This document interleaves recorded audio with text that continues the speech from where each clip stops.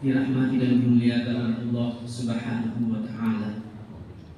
Alhamdulillah, ucapan puji syukur betul-betul kita ucapkan kepada Allah karena pada subuh hari ini setelah Allah menghidupkan kita dari kematian kecil kita, setelah Allah memberikan kesempatan kepada kita untuk berucap alhamdulillahilladzi ahyana ba'dama amatana wa ilaihi nusyur, dan kemudian dimudahkan langkah kita menuju ke rumahnya, menuju ke masjidnya, maka suatu kesyukuran buat kita semua karena Allah Subhanahu wa taala masih menyayangi kita, masih mencintai kita dengan memberikan kemudahan-kemudahan tersebut, sehingga tidak ada kata lain yang terucap hanya kepada Allah, yaitu ucapan rasa syukur kita kepadanya.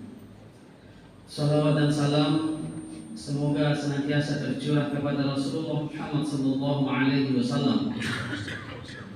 Beliau sebagai panutan kita, sebagai uswatun hasanah. Semoga kita semua ini insyaallah jamaah Masjid Babur Rahmah tetap menjadi pengikut beliau yang setia hingga akhir zaman. Kemudian kelak mudah-mudahan dengan kecintaan kita kepada beliau, dengan mengikuti sunnah-sunnah beliau, dengan memperbaiki ucapan salawat kepada beliau, mudah-mudahan insyaallah kelak kita akan mendapatkan syafaat dari Nabi kita Muhammad SAW. Amin. Ya Rabbal Alamin. Bapak dan Ibu yang berbahagia, sebelum kita masuk kajian tematik pada subuh hari ini, kami sekedar mengingatkan kepada kita semua dan terutama kepada diri pribadi kami motivasi yang sangat kuat di waktu subuh. Kedahsyatan waktu subuh itu, masya Allah, inna Qur'an al-fajri kana mashhuda. Sesungguhnya di waktu subuh itu, kata Allah Subhanahu wa taala, disaksikan oleh para malaikat. Luar biasa.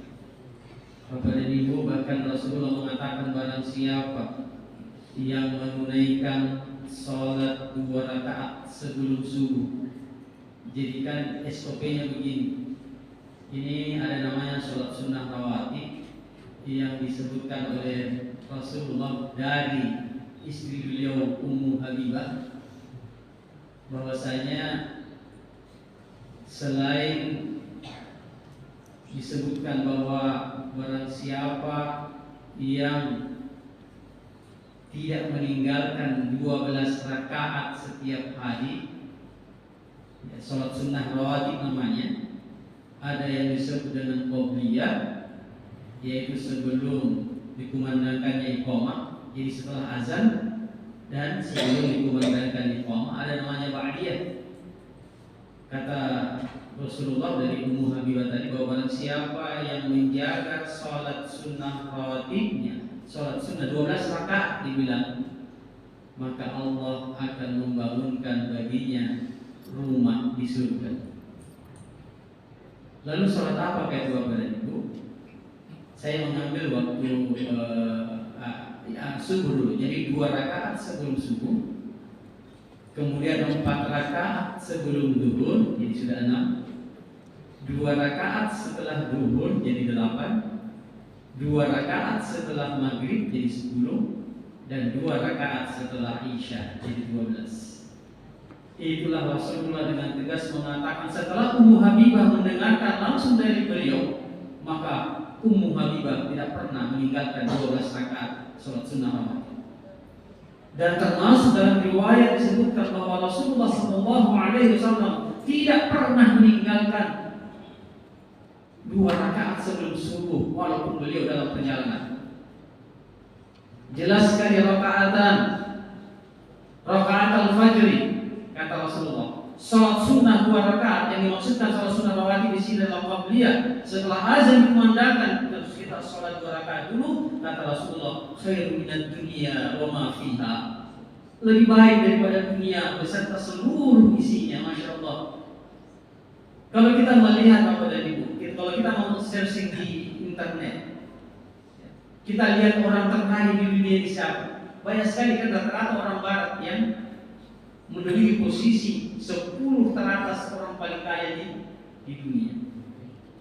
Tetapi sesungguhnya kalau kita mau merenungi secara mendalam, sesungguhnya orang yang paling kaya di dunia itu adalah orang beriman, orang muslim, orang beriman yang senantiasa betul-betul dia memahami makna daripada 2 rakaat sebelum subuh itu.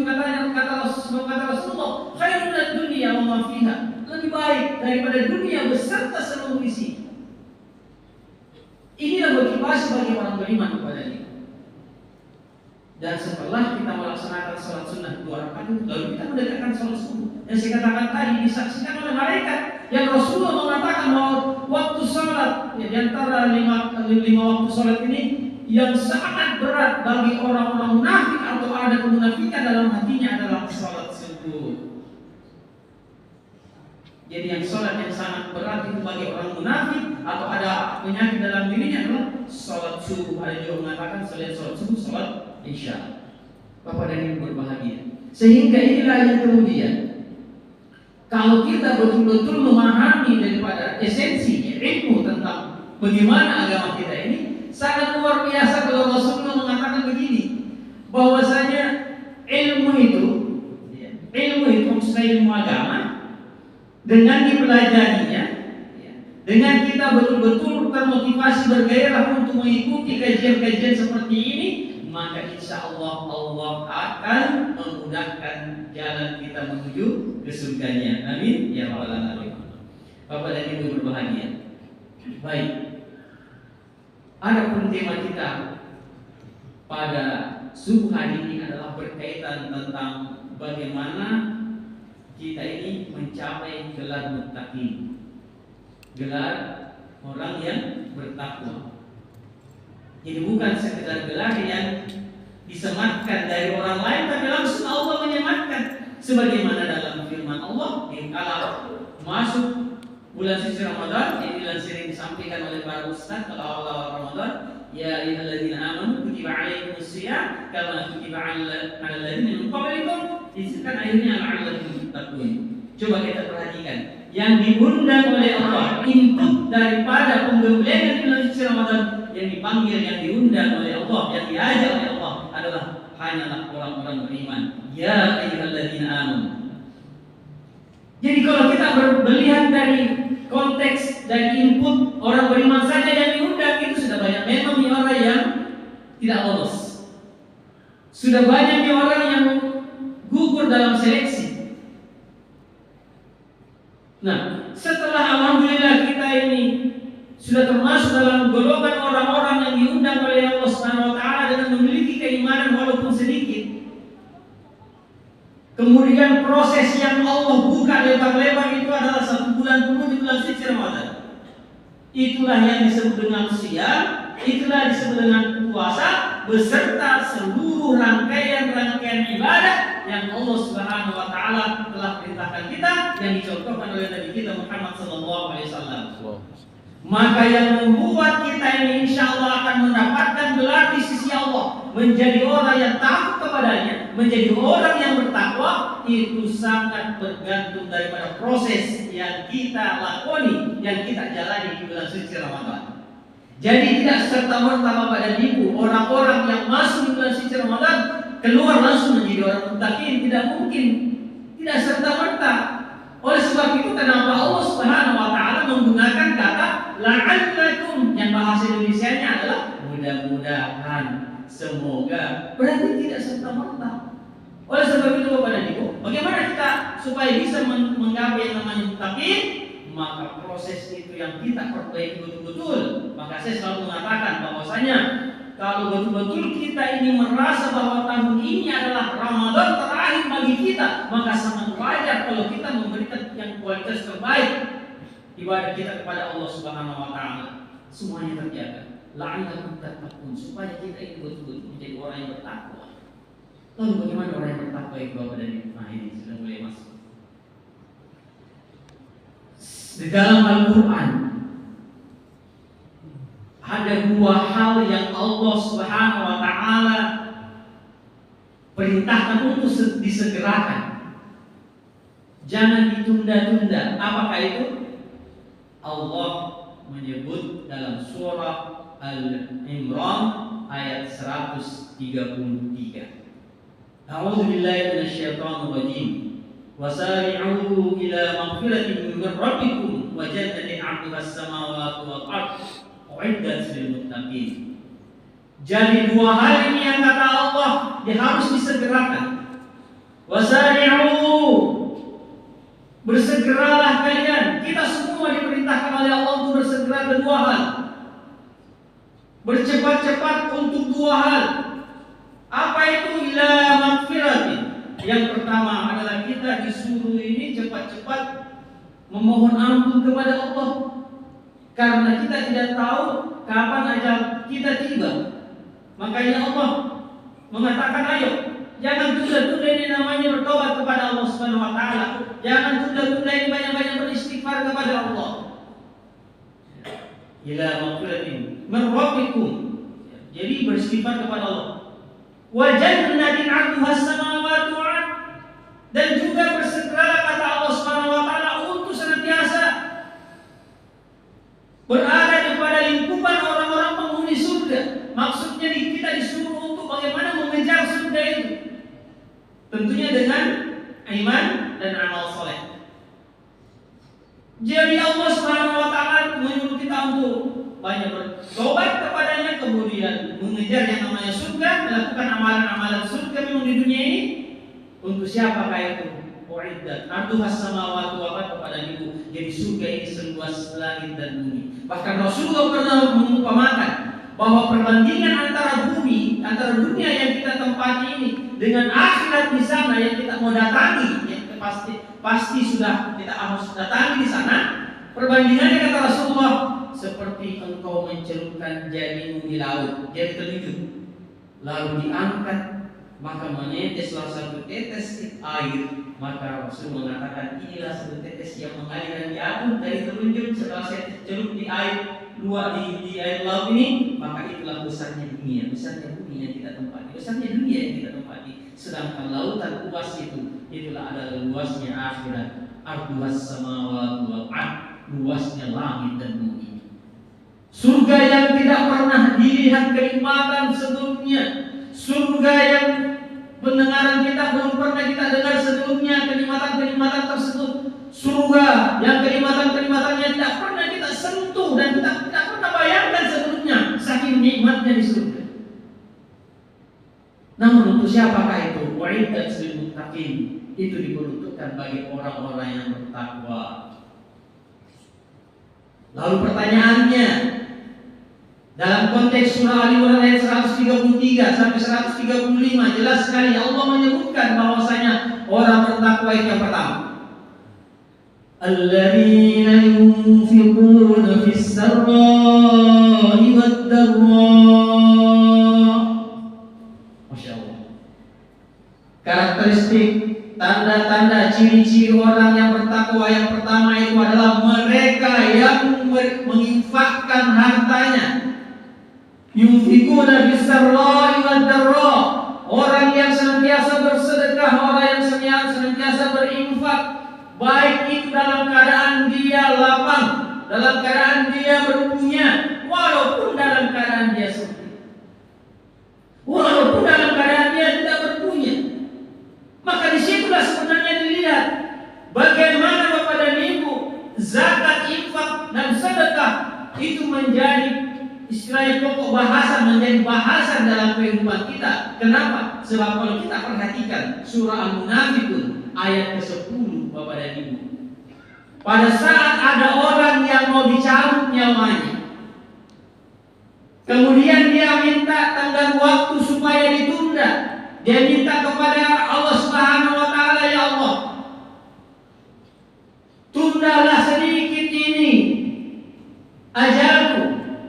Sebab apa? Fasaddaqa, saya mau bersedekah dulu ya Allah. Jadi orang yang mau dicabut nyawanya kemudian dia minta tenggang waktu, dia minta ditunda ajalnya, ternyata dia minta kepada Allah. Dalam surah Munafiqun ayat 10 disebutkan bahwasanya dia meminta bahwa ya Allah, saya mau banyak bersedekah. wa kun minas sholihin, dan juga saya mau banyak-banyak beramal soleh.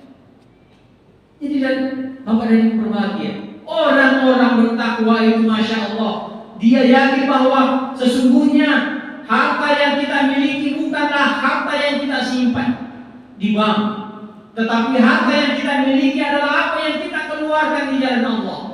Dan setiap kali kita bersedekah, setiap kali kita berinfak, maka pada saat itu pula Allah Subhanahu wa taala akan memberikan melipat gandakan pahala kebaikan daripada apa yang kita keluarkan.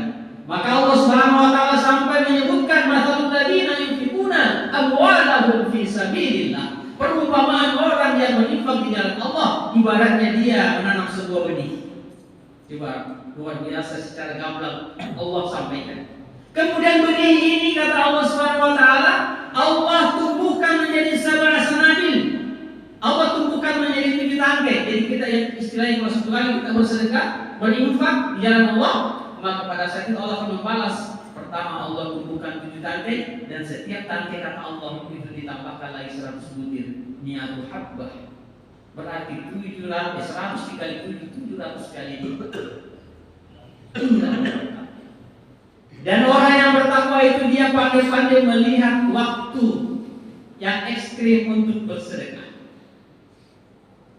Ingat, bersedekah melihat dari waktu.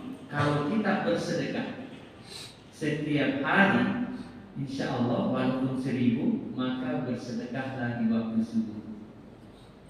Karena apa? Karena Rasulullah mengatakan menjelang subuh hari ada 2 malaikat yang berdoa. Malaikat yang pertama berkata, berdoa kepada Allah, ya Allah, tambahkanlah rezeki kepada orang yang berinfak bersedekah di subuh hari ini. Malaikat yang satunya berdoa, ya Allah, musnahkanlah, hancurkanlah harta-harta, jangan engkau sisakan harta-harta orang yang tidak mau mengeluarkan sedekahnya di subuh hari. Insyaallah. Itu yang pertama kalau sedekah setiap hari. Kalau setiap pekan, Bapak dan Ibu, maka carilah di hari Jumat, sedekah Jumat jauh lebih utama. Kalau berbicara lagi tentang tahun, tentang bulan, maka Masya Allah, carilah di bulan suci Ramadan. Rasulullah terkenal sebagai manusia dermawan dan lebih dermawan lagi di bulan suci Ramadan. Karena apa tadi? Karena dilipat gandakan oleh Allah Subhanahu wa taala. Apatah lagi kalau bertepatan dengan hari Jumat dan bulan suci Ramadan. Bapak dan Ibu, tinggal 1 hari, 1 Jumat lagi, insya Allah. Betul ya? Ya, 1 Jumat lagi. Maka manfaatkanlah waktu-waktu itu untuk kita bersedekah. Itulah namanya sedekah ekstrim. Nah, itu boleh melihat dari waktunya. Ingat, alladzina yunfiquna fis-sarra'i wad-dharra. Jadi orang yang bertakwa itu adalah mereka berinfak dalam keadaan lapang maupun sempit.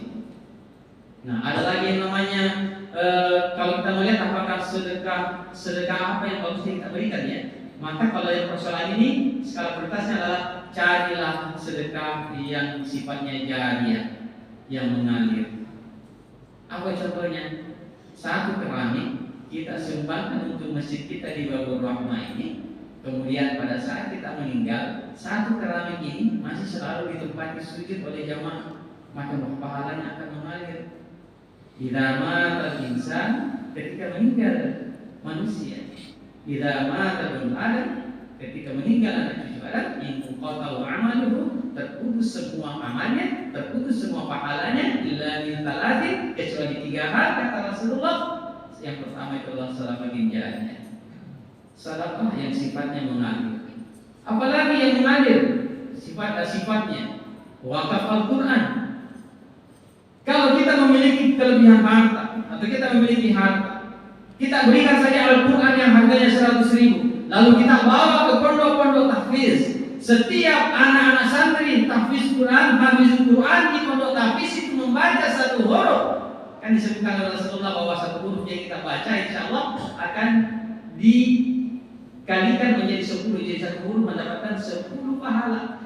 Man qara'a harfan minal Quran, barang siapa yang membaca 1 huruf daripada Al-Quran, maka dia akan mendapatkan 1 hasanat yang dilipat gandakan menjadi 10. Lalu Rasul mengatakan lam aqul alif lam mim harfun. Aku tidak mengatakan bahwa alif lam mim itu satu huruf, tapi alif satu huruf, lam satu huruf, mim satu huruf. Nah, kalau dia dibaca oleh Al-Quran yang kita wakafkan dibaca oleh santri satu biji saja, maka masya Allah, pada saat kita meninggal itu bukan saya meninggal, pada saat kita sedang masih hidup, itu tetap mengalir pahalanya ke kita. Ini sama maksudnya tadi. Jadi perhatikan waktu dan perhatikan apa bagusnya yang perlu kita infakkan dan sedekahkan. Ada lagi yang namanya infak dan sedekah yang sifatnya wajib. Nah, ini perlu banyak waktu ya. Tapi saya tidak bahas itu namanya zakat. Zakat mal dan zakat. Tapi nanti bisa ditanyakan zakat fitrah dan zakat mal atau zakat harta atau zakat profesi atau zakat penghasilan.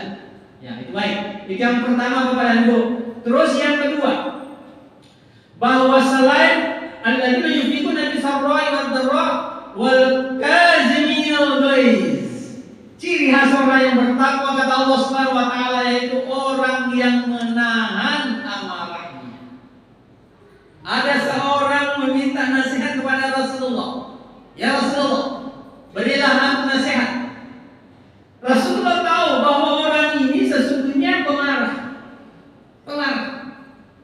Lalu kemudian Rasulullah mengatakan, singkat saja, la taqna. Jangan marah. La taqna, jangan marah. La taqna, jangan marah. Walakal jannah, bagimu surga. Orang yang sunatan, ringkas sekali pesan yang ada ini. Tapi luar biasa kalau kita cermati Bapak dan Ibu. Dan kita melihat puasa yang kita lakukan, siang yang kita lakukan betul-betul mengantarkan kita ini menjadi manusia yang tawadu, yang senantiasa menjaga amarahnya.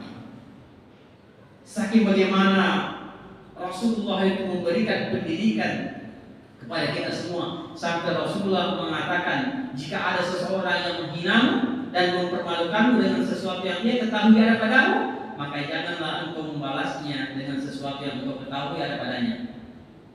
Biarkan saja dia. Kita disuruh bersama. Yang disuruh bersama. Kalau misalkan begini, kalau ada orang yang marah kepada kita, kalau ada orang yang mengganggu kita, makanya kalau orang puasa itu ada yang diganggu, maka cukup mengatakan ini so'imun, maaf saya lagi berpuasa. Nah, Bapak dan Ibu yang berbahagia, Rasulullah memberikan resep kepada kita. Bahwasanya kalau kita ini marah dalam keadaan berdiri, maka duduklah. Kalau misalkan masih kita bisa duduk masih saja marah, maka Rasulullah mengatakan pada saat berdiri marah disuruh duduk. Pas duduk masih marah maka disuruh berbaring. Kalau masih berbaring masih ada orang yang marah, Bapak dan Ibu, apa yang terjadi? Kira-kira mana? Diangkat dibuang ke laut. Maka Rasulullah mengatakan, berwudulah. Sesungguhnya marah itu berasal dari syaitan. Seorang suami terus-terusan marah sama istrinya, seorang bapak marah terus sama sama anaknya, seorang ibu marah terus sama anaknya, seorang anak marah terus sama ibunya, sampai namanya pukul-pukul. Seorang majikan marah kepada pembantunya, seorang ketua organisasi marah kepada anak buahnya, masya Allah. Yang namanya marah ini Bapak dan Ibu dari syaitan. Maka Rasulullah SAW mengatakan bahwa sesungguhnya karena marah itu dari syaitan, maka sirangilah api yang panas itu dengan berwudu.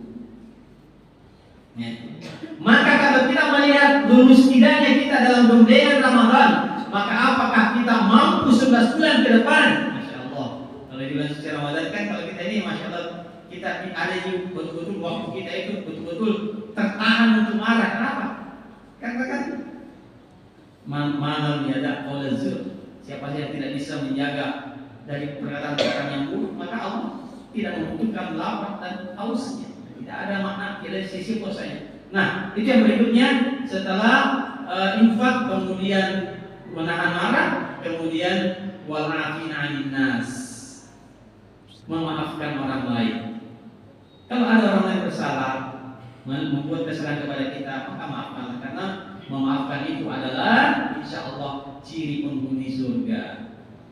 Wallahu yuhibbul muhsinin, dan Allah menyukai orang-orang yang berbuat baik. Berbuat baik itu ada perintah dari Allah, wa ahsin kama ahsanallahu ilaik.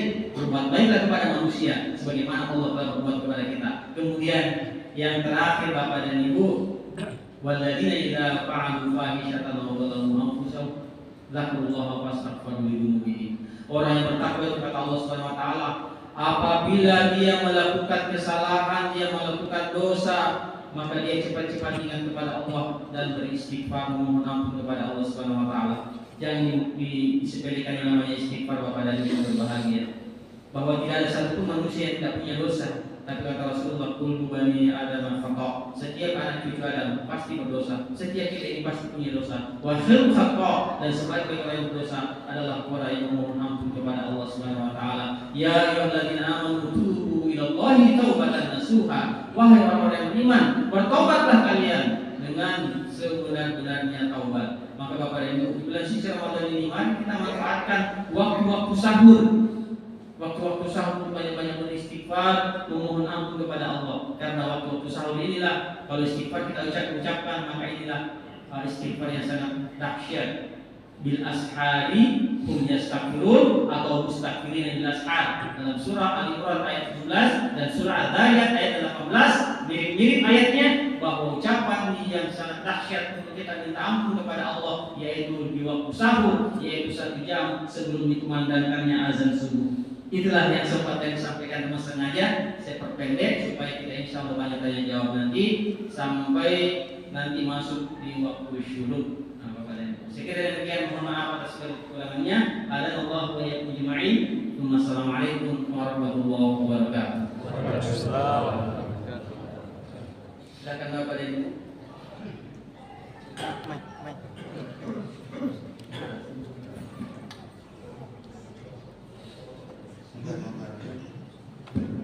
Assalamualaikum warahmatullahi wabarakatuh. Waalaikumsalam.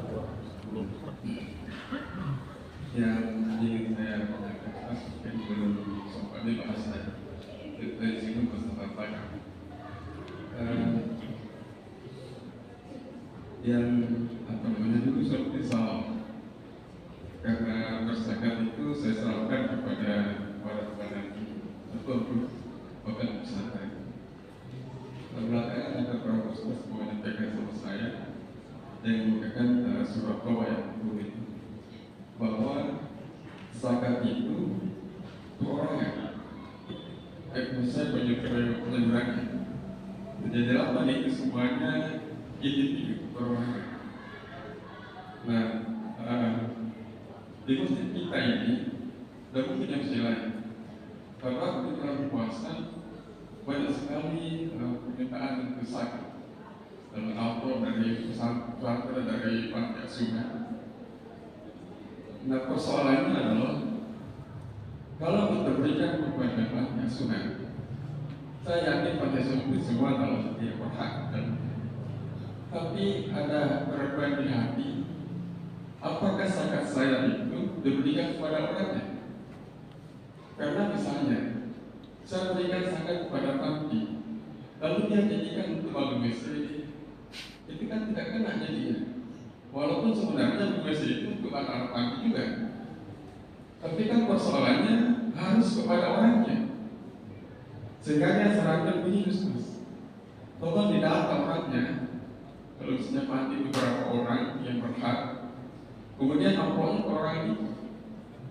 Jadi zakat mal saya misalnya saya berikan ke sana, nanti petugas pantinya memberikan ke orang itu satu. Kalau perlu berikan langsung kepada orangnya. Nah, ini bagaimana Ustaz? Karena saya juga pernah begitu, berikan kepada pesantren saja. Zakat mal saya kalau diberikan pesantren ini. Nah, akhirnya ada Ustaz mengatakan itu kurang pas, karena nanti ke pesantrennya belum tentu kepada orangnya. Dan mungkin dibangunkan gedung, itu tidak kena lagi. Walaupun gedung itu santri juga.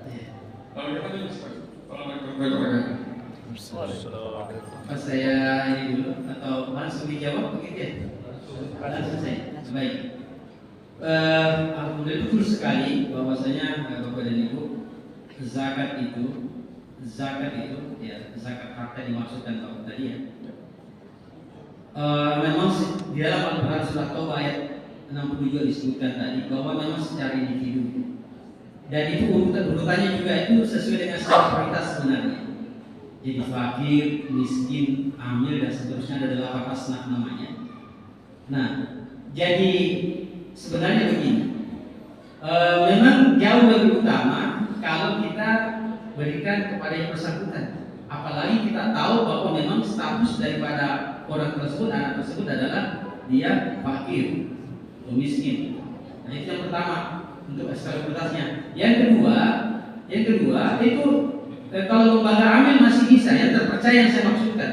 Sebab itu lembaga amil zakat memang sudah ada apa istilahnya ya, sudah ada memang sumpahnya bahwa memang betul-betul tidak digunakan untuk selain daripada peruntukan yang 8 asnaf itu yang ada di satu komunitas. Jadi menurut hemat kami, kalau memang tidak bisa secara perorangan, maka yang kedua adalah lembaga amil zakat. Lembaga amil zakat kan sudah banyak Bapak dan Ibu. Jadi insya Allah terpercaya semua lembaga amil zakat itu. Tidak usah pakai khawatir tentang itu. Nah, yang berikutnya saya tidak tahu pengurus masjid, pengurus yayasan, panti asuhan, saya tidak tahu. Karena begini, biasanya Bapak dan Ibu berbahagia, walaupun sebenarnya di harta zakat yang masuk itu diberikan betul-betul misalkan dimanfaatkan dengan sebaik-baiknya, tapi biasanya kan yang menjadi skala prioritas justru bukannya urutan 1 nomor 2 yang dalam ayat itu fakir dan miskin, justru yang urutan berapa tadi, walaupun sebenarnya membangun masjid itu bagian daripada itu, tapi kan persentasenya tidak sebanyak daripada untuk golongan 1 dan 2. Maka menurut hemat saya, alhamdulillah kalau kita sudah paham seperti itu, maka paling tidak 2 ini yang bisa kita lakukan, bahwasanya diberikan secara personal, kita sampaikan secara personal, jadi zakat harta kita ya, yang sesuai yang usianya harta kita sudah 1 tahunnya, kemudian senilai dengan harta bersih kita senilai dengan 85 gram emas. Jadi saya kira begitu yang kita lakukan. Dan yang kedua, tidak usah khawatir kalau lembaga amil zakat. Ya, yang kita lakukan insya Allah, karena di situ kan juga yang penting kan kita sudah niatkan bahwa ini adalah zakat harta, maka insya Allah tidak jadi masalah.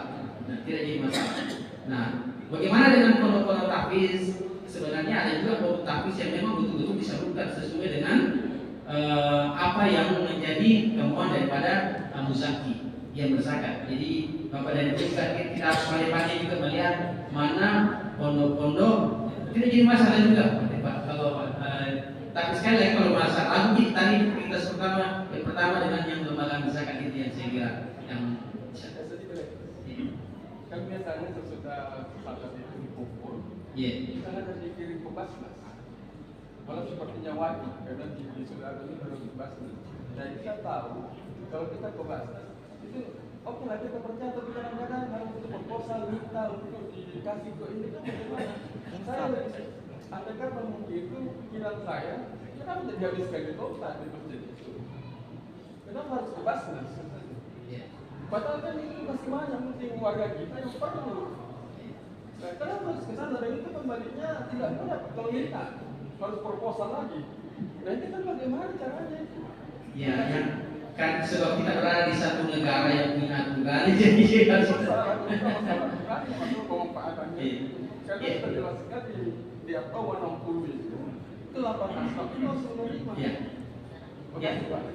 Jadi begini. Makanya saya katakan tadi bahwasanya dalam 8 asnaf itu kan betul-betul sesuai dengan skala prioritas. Nah, dia kalau misalkan di tempat itu, di kampung itu betul-betul lengkap 8 asnaf, ya berarti memang semua dana yang terkumpul itu yang masuk ke Basnas, ya itu betul-betul dibagikan 1/8 gitu. Tetapi kalau di situ sebenarnya di kampung kita ini yang ada cuma fakir, miskin, dan amil yang cukup segitu saja yang diberikan. Maka menurut hemat kami yang kita lakukan begini, yang Bapak sekalian, bahwasanya insya Allah kita berprasangka baik saja dengan Basnas. Yang penting kan Allah menilai bahwa kita sudah mengeluarkan ini, mengeluarkan apa yang menjadi kewajiban kita. Dan Insya Allah kalau misalkan nanti ke depan, kalau misalkan undang-undang tentang kesakatan ini lebih ini kan masih mending. Kalau misalkan kita di kota Makassar ini ada di satu kampung, tidak usah saya sebut namanya, bukan saja di Basnas, harta yang terkumpul itu di masjid-masjid Bapak dan Ibu itu sampai dibagi-bagi ke tingkat desa itu, ke mana dari Masya Allah. Saya bilang ini itu sampai saya kritik keras, ini yang tidak boleh. Kalau ke Basnas itu masih mending, tetapi kalau misalkan semua perangkat di pemerintahan itu desa, kecamatan terus ke atas ke bupati, naudzubillah, saya bilang tidak boleh. Saya mengatakan wallahi demi Allah, yang persoalan ini saya takut ya istilahnya itu azab Allah akan datang kadang-kadang kita remehkan persoalan begini, tidak lari, tidak sesuai dengan peruntukan yang Allah sebutkan dalam Al-Quran. Bahaya. Inilah yang kalau kondisi seperti itu kita tahu, maka saya bilang sama para calon muzaki, kalau seperti ini dia tidak cari tempat lain untuk berzakat, dia di luar daerah, kalau begini daerah. Tapi kalau selama ini Pak masih ada di situ ada bahasa-bahasa Basnas, ya cukup kita berprasangka baik saja. Mudah-mudahan Allah Subhanahu Wa Taala ya, senantiasa mengampuni dosa-dosa kita, dosa-dosa orang-orang yang betul-betul mengelola mengenai perzakatan ini. Itu saja yang kita bisa lakukan. Yang penting kita keluarkan harta kita untuk membersihkan, mensucikan jiwa dan hati kita. Ya Allah akan bersama. Salah satu ciri orang yang bertakwa tadi itu adalah wabil ashari hum yastaghfirun. Di waktu-waktu sahur mereka beristighfar. Jadi bedakan itu sekedar melafazkan istighfar atau beristighfar. Nah, jadi sebenarnya yang dia maui oleh Allah yang disampaikan Rasulullah SAW adalah bukan lafaz daripada istighfar itu menjadi penekanan. Yang dimaksudkan yang di sini adalah jika sebelum kita keluarkan kalimat astagfirullah itu adalah ingatlah kesalahan masa lalu kita. Itu istighfar yang menjaga yang dimaksud. Kalau sekedar astagfirullah tanpa ada istilahnya bilang jejak kemarin itu kan artinya sama jika kita mengajari burung beo untuk berucap kan. Burung beo itu ada kan belajar sampai saking lancarnya itu burung beo, setiap kali dilihat tuannya selalu mengatakan la ilaha illallah, la ilaha illallah. Ya. Tapi sekalinya pas itu burung beo ini lagi santai-santai supaya kan ini yang punya burung ini supaya dia mengetes apakah bisa mengucapkan kalimat la ilaha illallah ini. Burung beo di akhir hidupnya. Tapi apa yang terjadi? Pada saat ini burung beo mau meninggal, tidak sempat dia mengucapkan la ilaha illallah. Artinya karena dia lisannya saja yang dia lagi, bukan itu dimaksud. Jadi istighfar itu adalah bagaimana semua perangkat termasuk hati kita, kemudian akal sehat kita mengatakan kita ingat masa lalu itu sampai kita menangis dengan otomatis lisan kita mengucapkan astagfirullahaladzim. Ternyata saya punya dosa. Ya, seperti Bapak tadi itu lakukan itu benar. Oh ya astagfirullah tadi saya lagi ini sih. Itu istighfar yang benar. Tak kok sekedar mau dilisankan saya. Apa itu disebutkan oleh Allah Subhanahu Wa Taala bahwasanya Allah itu melihat ini kita, hati kita. Nah, kalau ucapan itu adalah sebagai pengumuman saja, sebagai pengumuman. Walaupun juga ada ucapan yang memang harus diucapkan. Jadi saya kira yang paling penting kita sama-sama paham bahwa istighfar atau ucapan astagfirullah itu adalah lahir betul-betul setelah kita mengingat dosa-dosa kita. Astagfirullah tadi saya lagi mengucap buruk. Itu seketika Allah akan ampuni dosa kita itu. Kalau kita mengingat itu dosa kita. Kalau perlu sebut itemnya itu. Sebut item dosa itu kita dimaksud. Nah, apalagi ada banyak atau item dosa-dosa besar yang disebutkan yang saya sebutkan tadi, maka perlu juga istighfarnya yang besar juga, namanya sayyidul istighfar. Ada yang sudah hafal Bapak dan Ibu sayyidul istighfar di sini? Insyaallah Pak ya. Allahumma anta rabbi la ilaha illa anta khalaqtani wa ana 'abduka wa ana 'ala 'ahdika wa 'ahdika mastata'tu a'udzu bika min syarri ma sana'tu abu'u laka bi ni'matika. Panjang sekali Ustaz. Tidak, yang penting tadi maknanya kita tahu. Faghfirli ya Allah, banyak dosaku ini ya Allah, ampunilah aku ya Allah, ampunilah ya aku ya Allah. La yaghfiru dzunuba illa anta. Tidak ada yang bisa mengampuni dosaku kecuali Engkau. Itu istighfar yang luar biasa. Nah, Baik. Terus pertanyaan berikutnya, apakah bansos itu bagian daripada zakat? Tidak, sama sekali tidak. Ya. Jadi Bapak dan Ibu berbahagia, dalam ajaran agama kita sangat jelas persoalan dan bagaimana mengambil harta zakat itu. Itu harus sesuai dengan syarat dan ketentuan berlaku, dan pada saat kita salurkan juga harus sesuai dengan syarat dan ketentuan berlaku, sebagaimana disampaikan oleh Allah Subhanahu wa taala dalam Al-Qur'an yang tadi 18 surah itu. Nah, bansos ini apa? Dari mananya saja kita tidak tahu kan? Itu satu. Padahal Allah akan tanya nanti tentang harta itu. Dua pertanyaannya harta itu. Itu luar biasanya harta nanti pada saat la yazalu pada ma'ati yaumil qiyamah. Tidak akan bergeser kedua kaki seorang hamba di yaumil qiyamah. Hatta yus'ala, sampai dia ditanya persoalan harta. Min aina kasaba, dari mana mendapatkan harta itu? Jadi kalau sudah ada cara mendapatkannya salah, itu hati-hati. Itu akan mengundang azab Allah di dunia, dan terlebih nanti di akhirat akan mendapatkan azab yang sangat pedih. Dan setelah kita mendapatkan, alhamdulillah Bapak dan Ibu, kita ini sudah mendapatkan kita sudah mendapatkan di harta yang halal. Maka pertanyaan kedua, fima anfaq, di mana engkau salurkan? Apakah engkau salurkan kepada orang yang kita termasuk sebenarnya bukan orang miskin, orang fakir, bukan. Tidak ada sama sekali dalam 8 asnaf itu, tetapi kok tersalur ke sana itu. Dana zakat saya Bapak dan Ibu, kalau tidak tersalur kepada 8 asnaf ini, salah satu dari 8 asnaf ini, maka itu akan dipertanyakan. Allah akan pertanyakan. Apalagi yang terjadi bansos yang sudah tidak tahu itu bukan asal usulnya bagaimana. Yang kedua juga penyalurannya lagi jauh lebih salah lagi. Masa yang dapat yang dapat bansos itu adalah orang yang punya motor NX, ternyata ASN, ternyata alhamdulillah. Wallahi demi Allah Bapak dan Ibu, di masjid kita ini di Babur Rahmah ini, saya katakan demi Allah, kenapa setiap saat musibah beriringan terjadi di negeri ini? Coba kita menggunakan akal waras, menggunakan akal sehat kita. Ya Allah, ada apa itu? Maka kita perlu ini tobat berjamaah ini, dan disingkirkan semua hal-hal yang justru mengundang menzolimkan kepada orang-orang yang berhak menerimanya. Hati-hati dengan doanya orang yang dizolimi. Hati-hati. Doa yang tidak pernah ditolak oleh Allah Subhanahu wa taala adalah doa orang yang terzolimi, yang seharusnya dia yang punya hak untuk menerima dana itu. Tetapi kenapa ada orang-orang yang tertentu yang mengatur sehingga tidak tepat sasaran? Inilah kalau memang kita merasa sudah istilahnya yang mendapat bansos sudah merasa menang, tapi ingat Allah tidak akan pernah tidur Bapak dan Ibu. Maka kita harus merubah keadaan. Innallaha la yughayyiru ma biqaumin hatta yughayyiru ma bi anfusihim.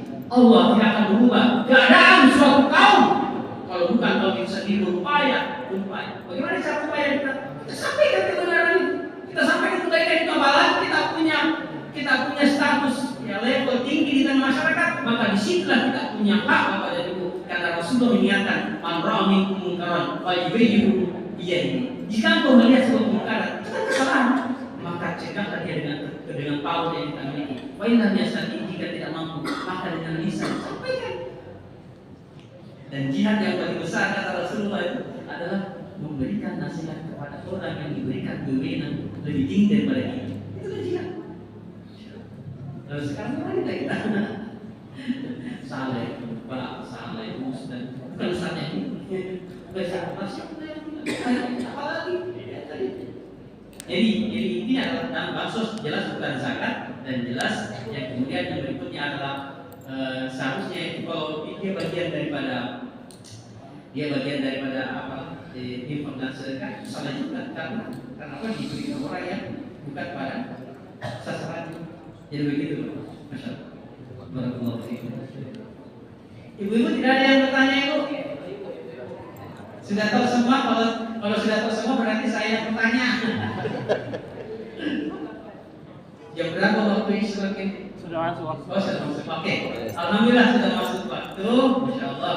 Barang siapa yang sholat subuh berjamaah di masjid, kemudian selesai sholat berjamaah itu dia baca Quran, dia zikir atau wirid, kemudian apakah dia mendengarkan ceramah-ceramah sampai waktu masuk waktu syuruk, maka pahalanya apa? Sama dengan pahala haji dan umrah. Iya, tamatan sempurna. Masya Allah. Ternyata di sini orang luar biasa. Saya baru pertama kali datang ke sini, ternyata orang yang gairah motivasi untuk beragama tinggi. Dan nyatanya kelihatan bahwa setelah sholat isya, setelah disebut sholat isya berarti di sini orang kajian berarti luar biasa. Jadi pahalanya ya, pahalanya seperti haji dan umrah. Itu sholat isya 2 rakaat itu. Astagfirullahaladzim, astagfirullahaladzim. Adallahu wa iyyakum ajma'in. Assalamualaikum warahmatullahi wabarakatuh. Waalaikumsalam warahmatullahi wabarakatuh.